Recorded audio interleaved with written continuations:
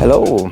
So today we'll be discussing what is hidden in every initiation system and the process that every system goes through in the background. Regardless of the exercises that one is doing, there's two phases that are being worked on. The first is cultivation. The second is harvest. So, cultivation. What are we cultivating?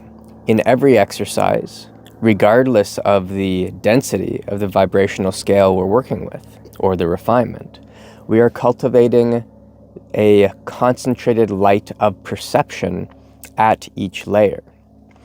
So that light of perception, that light of awareness, this is of the refining vibrational scale of consciousness and all the objects that are a part of this, right? All of the meditation objects. So perhaps we are working with feeling life force or perceiving the astral fluid, or working with mind substance and the mental body. Perhaps we're working with the Akashic Rolodex of emptiness. Perhaps we're working with the light bodies, working towards non-dual light states and clear light states.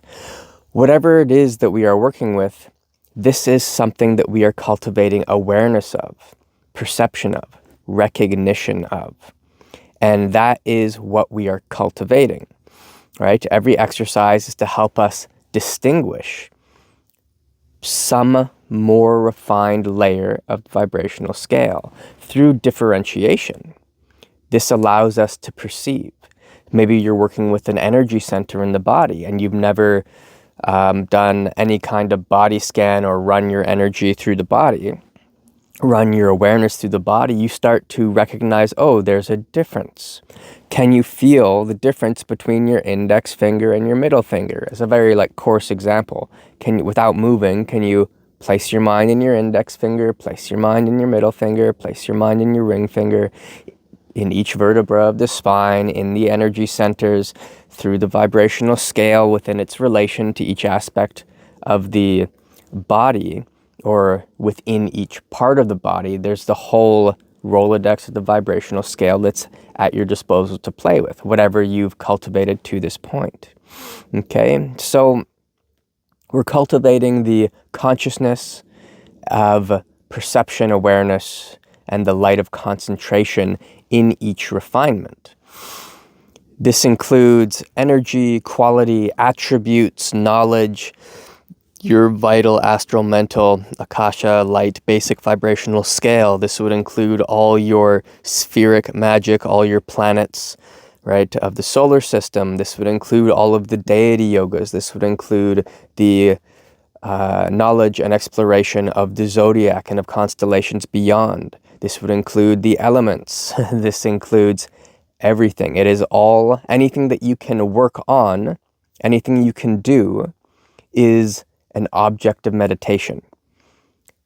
That object is helping you tune to a hopefully ever refining frequency on the vibrational scale.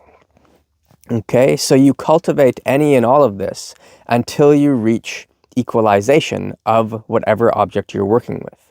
Once you equalize with that object and observer disappear, you become that frequency, that vibration. You've now found the doorway to the fruit, which is what we harvest. That's the second phase of any practice we might do within any system, is you are then harvesting the equanimity underneath that exercise. You've cultivated the exercise, you've cultivated awareness and perception, concentration, and what has grown beneath that is the fruit of silence, of stillness, of equanimity, of freedom. So we cultivate the exercise, and then we reap the harvest, the rewards of this fruit of freedom. And this freedom is freedom from being controlled by that layer of vibration, right? When we are still coming to terms with a particular level of the vibrational scale. We don't have equanimity and silence and stillness within that spectrum, so we can easily be controlled by that spectrum, both from the internal and external environment. So this allows for a freedom from manipulation at that layer of density of energy, whatever it is we're working with. And this fruit of freedom is a reflection of whatever object we have been working with up to this time, to find that equalization, and through the door of equalization, we find that stillness beneath it. So this is every exercise that we can do. If we do it for enough time, we find underneath it, there is stillness, there is silence, there's equanimity, and freedom. And this allows every exercise to be a doorway to Akasha. And as I say quite often, anything can be a doorway to everything. So that is achieved through the Akashic equalization and equilibrium. Okay, so this takes us to the next portion of this, which is focus and absorption. Anytime we focus on an object, right, that we're cultivating, anytime we focus and are absorbed into it, this releases eventually and it can happen very quickly, releases the tension of time initially. So if you have just started meditating, and you are focusing on, say, your breath, something like that, you might find that in the beginning, each breath feels like an eternity, and it's so hard to get through just to focus. But as all the extraneous noise starts to subside and the mind is actually able to focus on one thing, the nervous system is able to drastically calm. And this is the beginnings of entering calm abiding, what's often referred to as calm abiding, which is not nothingness or emptiness. It is simply focus on one thing. And because the mind isn't moving and jumping around, everything's able to relax. Every time the mind jumps to a different object, a different sense gate, a different little piece of information, there's movement in the tissue, there's movement in the energy, there's all kinds of change that is occurring. And as soon as that change subsides and it's one thing, we get this massive, this big release of the nervous system. From this, we get the release of the tension of time. And this is discussed a lot in flow states as like the first entrance into a flow state. One of the ways that you can recognize a flow state is that your perception of time dissolves. So this is achieved through basic focus, basic absorption, basic concentration. And this is why there is a lot of merit in cultivating many different objects of meditation, so you can learn through many different doorways of density and refinement to focus. Each more refined object requires a more developed consciousness to focus on. It's just more difficult until you equalize with it. Okay, so basic flow states, and this comes from absorption. Now, as we focus for longer, of course, time disappears, and over time, space will disappear as well, the tensions of our spatial addiction and relationships. So the body, depending on whatever your object is, the body starts to dissolve and the tensions of space disappear. And this allows us to go that much deeper into the object because we are not hindered by space. Now, because of the release of time and because of the release of the tensions of space, these naturally, in their absence, open a doorway to equanimity because we are not holding the energy into particular concepts of time and into particular concepts of space. Because of this, the energy can move. The identity is starting to release its hold from those two perspectives and layers of time and space, so the energy can move, the elements can balance and do their dance, and on it goes. So this is from focus and absorption. And of course, these are the first signs that the fruit of stillness, of silence, is starting to grow so that it can be harvested underneath the practice. Okay?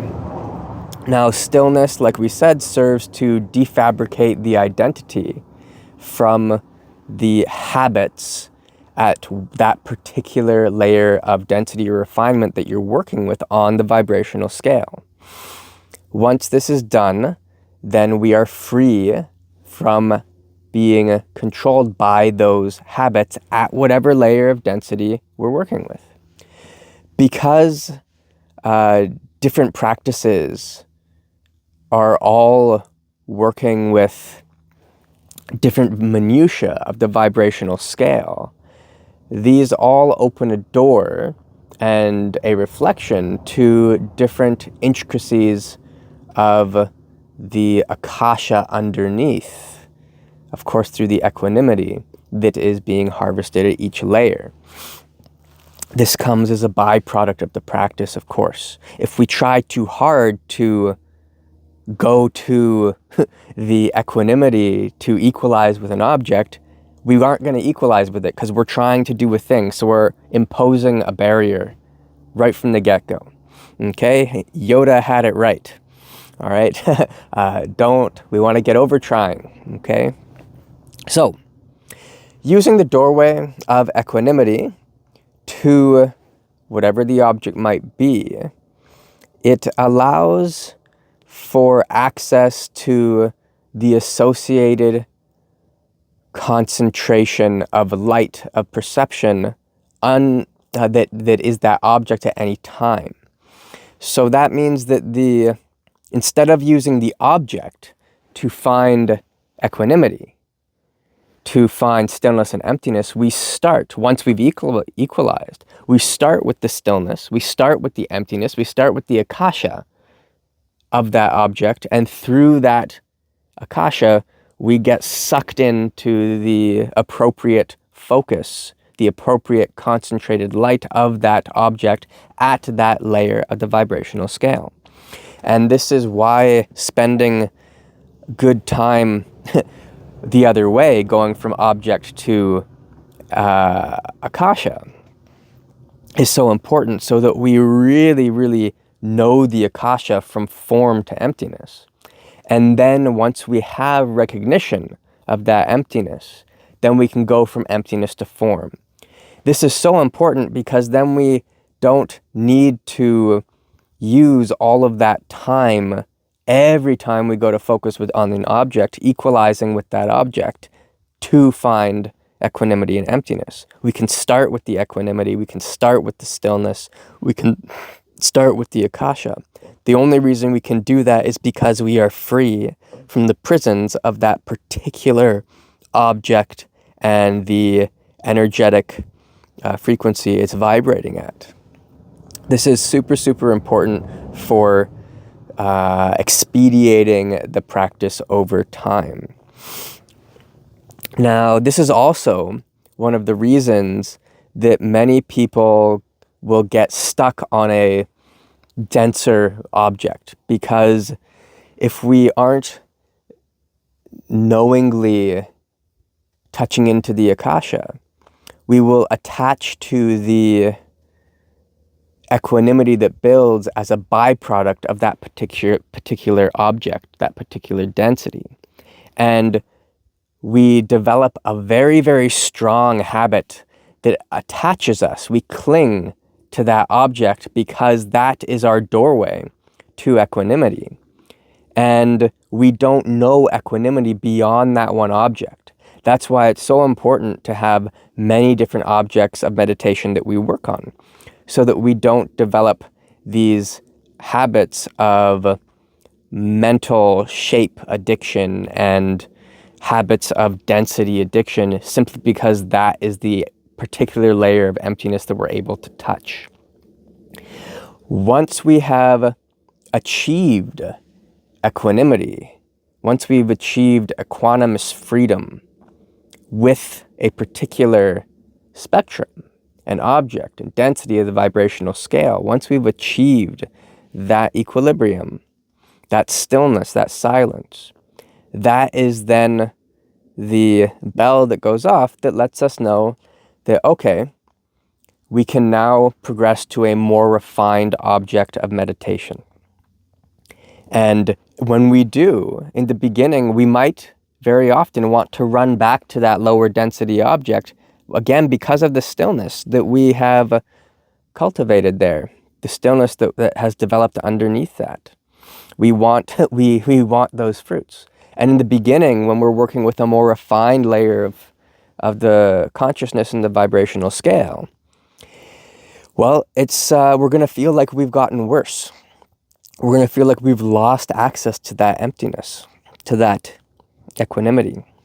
But we haven't. We are just equalizing with something that is more refined and therefore is going to stir up a whole bunch more of our nonsense that's floating around. And that nonsense has to be metabolized so that we can come into resonance with this new layer of the vibrational scale. Okay, so that's how you know that it's time to move on, is once you've achieved the silence and equanimity. It doesn't mean that that's where you're going to stay forever, is at that particular layer of density, right? We all attach to comfort, to ease, with what we're good at. We all want to do more of what we're good at. So be aware of this so that we can not get stuck and we can keep progressing.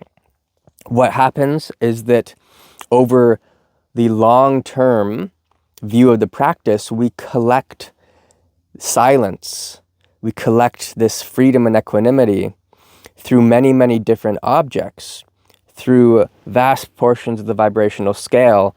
And this, because we have access to silence through such a wide base of reality, this helps to drastically reduce static within the mind, the static of the identity that clings to object, to vibration, to form, to concept, etc. And this is hugely helpful as we progress through the path. So we aren't only developing equanimity in one paradigm. We want to have access to the equanimity that is far more pervasive and all-encompassing. As we become acclimatized with our own personal Akashic consciousness and the relationship as this personal Akashic consciousness is of the universal Akashic consciousness, that is where a lot of this stuff breaks down. Okay, so as a practical example, let's look at, say, step 1 of initiation into Hermetics. You have the mental training. Okay, this is on the thoughts. So the object of focus is the thoughts, and what happens eventually over time, whether you're working with concentration or you're working with watching the thoughts arise and fall away. Let's start with that one, watching the thoughts arise and fall away. Thoughts are our object, which means we are developing over time equanimity and freedom from the habits of the identity being attached to that particular spectrum, the thought vibration spectrum. Okay, and there of course are subtleties to different layers of the thought vibrational scale within that thought spectrum, but you have to start somewhere, so a portion of that you will develop equanimity from, or equanimity with, freedom from, equanimity with, which allows you to then choicefully concentrate on any object of focus that you choose. How can you focus on something and absorb into it if your mind is being pulled every which way? So in order to understand the workings of the mind at that mental layer of vibration, we have to actually become aware of it, develop a light of perception of the movement of mind, the vibration of mind, so that we can be free from habitual flux of that vibration and frenetic static. Only then can we appropriately concentrate in a deeper and more refined way on our escalating series of objects over the course of the training. Okay? Super, super, super, super useful. So, that concludes today's video. If you're interested in training, please check out the courses on the website, and you'll also find information on retreats that I teach. And we'll see you on the next one. All right. Thanks a lot. Enjoy. Bye.